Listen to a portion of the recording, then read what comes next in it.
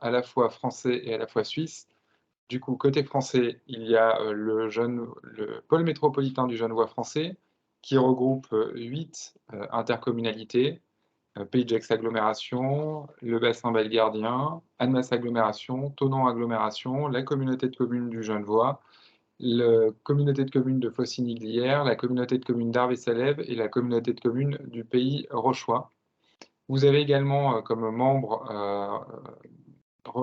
français présents au GLCT, la région Auvergne-Rhône-Alpes et les 2 départements, le département de la Haute-Savoie et le département de l'Ain. Pour la Suisse, vous avez des représentants, de la République et du canton de Genève, du canton de Vaud, de la région de Nyon et de la ville de Genève. Le groupement local, le GLCT, Grand Genève, à quoi ça sert? C'est un peu l'objectif de ce webinaire. Vous l'avez vu, dans la slide qui vous est affichée, le GLCT vise à organiser, réaliser et gérer le lancement d'études en vue de la réalisation du projet d'agglomération Franco-Val de Genevois, en permettant aux différentes parties présentées préalablement de s'engager sur les domaines de compétences qui, les concernent. Donc on est vraiment sur un travail, de coordination, de l'ensemble, des différents représentants au GLCT pour travailler sur principalement des sujets liés à la mobilité, à l'aménagement, du territoire, à l'environnement et au paysage. Ce sont les thématiques que l'on retrouve dans, les projets d'agglomération. L'idée de la présentation, aujourd'hui, c'est vous de présenter, ces 3 thématiques avec les, compétences de chacun des membres du GLCT à l'intérieur de ces thématiques et également le cadre légal, de référence pour ces différentes thématiques.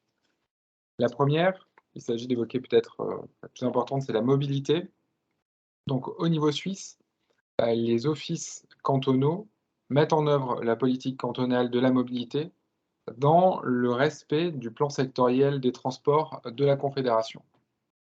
Côté, français, bien que des lois cadres déterminent des objectifs nationaux et que l'État soit en charge des réseaux routiers et ferrés nationaux, les compétences en matière de mobilité sont réparties entre un plus grand nombre d'acteurs.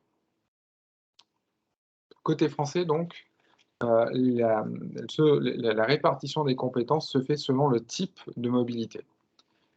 Vous avez des interventions au niveau des intercommunalités du Genevois français, qui sont les autorités organisatrices de la mobilité. Elles le sont sur leur territoire et elles le gèrent à ce titre les transports urbains, les mobilités actives, les transports à la demande et les transports scolaires. Donc en fait, il y a 7 intercommunalités du Genevois français qui sont autorités organisatrices de la mobilité et une intercommunalité qui est le Pays belgardien, qui a transféré sa compétence à la région. Ça me permet une transition, pour, vous décrire les compétences de la région Auvergne-Rhône-Alpes. Donc la région est compétente pour les transports ferroviaires régionaux, les transports urbains dans certains cas, les transports non urbains et les transports scolaires. Et les départements, qui ne sont pas, formellement des autorités organisatrices de la mobilité, interviennent, cependant en matière de mobilité, en lien avec leurs compétences sociales, c'est notamment le transport des élèves handicapés, et de leurs compétences sur les réseaux, de routes départementaux et en partie sur les voies vertes. Au niveau, suisse, la répartition, de la mobilité se fait, de la manière suivante. Donc la confédération gère les infrastructures d'envergure nationale, les routes, les voies ferrées, les aéroports et la navigation. Les cantons sont en charge des routes cantonales, des transports ferroviaires régionaux, des transports urbains et interurbains. Le stationnement, qui est une compétence cantonale à Genève, est une compétence communale dans le canton de Vaud. C'est une première différence. Enfin, les communes sont en charge des voiries communales et pour ce qui concerne le canton de Vaud, des transports urbains et scolaires à l'échelle communale ou par les associations intercommunales. La région de Nyon en est le meilleur exemple. Peut-être que ce que je vous propose, c'est qu'on puisse passer à des questions après chaque thématique. Là, on arrive à la fin de la présentation sur la thématique mobilité. Est-ce que vous avez peut-être des premières questions ou des précisions à nous demander sur cette répartition des différentes compétences liées à la mobilité selon les différentes strates administratives? A priori, on n'a pas de questions dans le chat. C'est sans doute que vous avez été très clair. Donc, Alors, je ne sais pas, est-ce qu'on vous laisse peut-être 1 minute pour finir de taper éventuellement une question dans le chat? Ça a l'air d'être très clair. alors, je vous propose de passer à la deuxième thématique, qui est la thématique de l'urbanisation. C'est la deuxième thématique forte que gère le Grand Genève. Donc évidemment, avec des cadres légaux différents, que l'on soit du côté suisse ou que l'on soit du côté français. Donc en Suisse, les plans directeurs cantonaux traitent à la fois des sujets d'urbanisation, de paysage, de transport et d'infrastructure, conformément à la loi sur l'aménagement du territoire. Et en France, le socle législatif de la planification est composé de toutes les lois qui doivent mettre en œuvre les territoires. Et ces lois se traduisent dans des schémas de cohérence territoriaux, c'est les fameux SCOT, et dans des plans locaux d'urbanisme, qui sont les documents d'urbanisme qui permettent directement l'acte de construire sur les territoires, mais on va vous le détailler dans les slides suivantes. Pardon. Donc vous le voyez, le socle législatif et le socle des intervenants est assez différent, que l'on se place du côté français ou du côté suisse, en ayant quand même une organisation beaucoup plus simple du côté suisse que du côté français. Simplement, si je dois prendre l'exemple de la commune de Divonne-les-Bains que je connais bien, quand on élabore on n'élabore pas un PLU, parce qu'on a donné notre compétence à l'agglomération du Pays de Gex pour élaborer un plan local d'urbanisme intercommunal qui lui-même dépend d'un SCOT, qui lui-même doit être conforme au schéma régional d'aménagement de développement durable, le SRADET, porté par la région Auvergne-Rhône-Alpes. Donc on a différents niveaux de planification selon les différents niveaux d'échelons territoriaux français. Je vais peut-être vous le détailler moins par l'anecdote, mais plus par les compétences de chacun. Donc, je vous le disais, en France, la région est chargée de l'élaboration et de la mise en œuvre de son schéma régional d'aménagement, de développement durable et d'égalité des territoires, le SRADET. Il s'agit d'un document stratégique, prospectif et intégrateur, puisqu'il reprend tous les anciens documents qui existaient sur la gestion des déchets, sur les questions liées au climat, à l'air, à l'énergie ou à la cohérence écologique. Au niveau des départements, eux-mêmes peuvent élaborer des schémas départementaux qui ont une incidence sur la planification spatiale. C'est notamment les schémas départementaux d'accueil de gens du voyage qui vont se traduire ensuite dans les SCOT et dans les plans locaux d'urbanisme. Vous avez ensuite à l'échelon encore un peu plus proche de l'échelon communal, le SCOT, donc le schéma de cohérence territoriale. Il est élaboré aujourd'hui soit à l'échelle d'une intercommunalité, soit à l'échelle de plusieurs intercommunalités. En fait, le SCOT, il pourrait correspondre à un projet politique partagé pour l'aménagement du territoire. Il permet de mettre en œuvre une planification intercommunale à l'échelle d'un bassin de vie autour de problématiques et de projets d'aménagement stratégiques. Il traite de thématiques sectorielles à l'échelle du périmètre du SCOT. C'est notamment les sujets liés au déplacement urbain, à la mobilité, au plan climat, air, énergie, etc., etc. Donc ces documents sont des documents qui sont repris ensuite dans le SCOT. Et enfin, vous avez les plans locaux d'urbanisme intercommunaux ou communaux. S'ils sont intercommunaux, ils se font évidemment à l'échelle de plusieurs communes. Et ils constituent en fait le dernier échelon de l'aménagement du territoire en France. Et c'est eux, comme je l'évoquais tout à l'heure, qui règlent l'attribution des permis de construire et l'affectation des parcelles sur les territoires qui sont couverts par ces documents d'urbanisme. Côté suisse, les plans directeurs cantonaux soumis à l'approbation de la Confédération assurent la coordination et la cohérence entre les politiques sectorielles et déterminent les mesures d'aménagement nécessaires à l'échelle du canton. Les communes du district d'Oignon mettent en œuvre leur vision du développement territorial dans un plan directeur régional, en précisant dans un volet stratégique leur vision à 15 ans, en coordination avec le plan directeur cantonal vaudois et le projet d'agglomération du Grand Genève. Un volet opérationnel précise des objectifs de mise en œuvre pour des périodes quadriennales. Et enfin, vous avez les plans directeurs communaux qui fixent les orientations de la commune en matière d'urbanisation, d'équipement, de sites bâtis, de sites naturels et de mobilité. Et vous avez aussi les plans localisés de quartier qui précisent encore plus finement les affectations du sol sur des périmètres plus restreints. Sur les sujets d'urbanisation, je vous propose qu'on procède de la même manière que sur les sujets mobilité. Vous avez peut-être des questions à ce stade de la présentation. A priori, pas de questions dans le chat.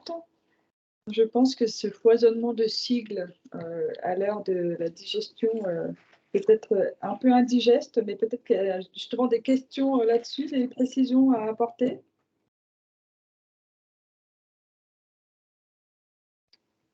Bon. Tout a l'air de bien se passer. Bon, on continue alors sur la troisième thématique, qui est la thématique de l'environnement et du paysage. Donc, au niveau national et fédéral, la Suisse et la France se sont engagés formellement dans la lutte contre le réchauffement climatique, puisque les deux pays ont signé les accords de Paris qui visent à limiter l'augmentation de la température moyenne. Plus récemment, les deux territoires se sont également engagés pour limiter l'artificialisation des sols et lutter contre leur disparition. Vous allez voir, les deux diapositives suivantes explorent les deux types de planification qui existent en Suisse et en France sur les questions environnementales, ou tout du moins sur des planifications qui intègrent les questions environnementales. Côté français, on retrouve, comme cela a été présenté dans le document, dans la slide précédente, un certain nombre de documents intégrateurs comme le SRADET, comme les plans climat, air, énergie territoriaux, les SCOT, les PLUI ou les PLUI, les PLU ou les PLUI. Donc, c'est des documents qui intègrent les objectifs des accords de Paris. Ils traitent précisément et de façon transversale des thématiques liées au paysage, à la biodiversité, à la qualité de l'air, au bruit, aux nuisances, à l'agriculture, etc. Les départements, quant à eux, élaborent également des schémas et des plans pour notamment la préservation et la restauration des espaces naturels remarquables, tout ce qui est relatif à la biodiversité, ou pour la préservation du bruit dans l'environnement. Et c'est notamment des actions liées, des planifications liées au développement des infrastructures routières. Côté suisse, pour chacun des cantons, un certain nombre de stratégies sectorielles se déploient autour de thématiques plus ou moins larges, telles que l'environnement, la végétalisation, la lutte contre le bruit, l'amélioration de la qualité de l'air, pour ne citer que ces quelques thématiques. Ces stratégies sectorielles, elles s'appuient sur des concepts cantonaux qui les précisent et qui les détaillent. Enfin, les plans cantonaux prévoient des mesures opérationnelles, souvent phasées dans le temps, pour s'assurer que les stratégies sectorielles se traduisent opérationnellement dans le territoire. Donc, en matière de planification, si on devait essayer de trouver des comparatifs entre les planifications françaises et les planifications suisses, on pourrait dire que les plans directeurs cantonaux, les plans directeurs régionaux, les plans directeurs communaux se retrouvent dans nos planifications de type SCOT en grande partie, avec des thématiques sur l'environnement fortes que l'on retrouve également dans nos PCAET, dans les plans climat, air, énergie territoriaux, qui datent de 2020 sur les intercommunalités du Genevois français. Avant de passer peut-être aux questions relatives à ces sujets environnement, je tenais juste à dire qu'on voit très clairement qu'il y a un fort enchevêtrement des compétences des partenaires du Grand Genève. On pourrait imaginer que c'était simple dans l'organisation des représentations. En fait, les compétences de chacun montrent qu'il y a une nécessité de coordonner et de mettre en cohérence l'ensemble des politiques publiques sur le territoire du Grand Genève. Et c'est tout l'intérêt du GLCT et c'est tout l'intérêt de le faire ensemble pour porter des projets transfrontaliers dans les 3 domaines que j'ai évoqués durant cette présentation, à la fois la mobilité, l'aménagement du territoire et les sujets relatifs à l'environnement. Voilà, j'en ai fini avec la présentation. J'espère que j'ai tenu le timing qui m'était imparti et nous sommes prêts avec Charlotte à répondre à l'ensemble de vos questions sur le GLCT Grand Genève et sur l'organisation du GLCT. Merci beaucoup. Peut-être une première question là, qui concerne directement l'environnement, qui porte sur la coordination. La question est formulée comme suit. Comment les actions en faveur de la qualité de l'air sont coordonnées entre la France et la Suisse? Alors, c'est un monsieur ou une madame Fontaine qui l'a posé. Est-ce que vous souhaitez repréciser peut-être la teneur de votre question?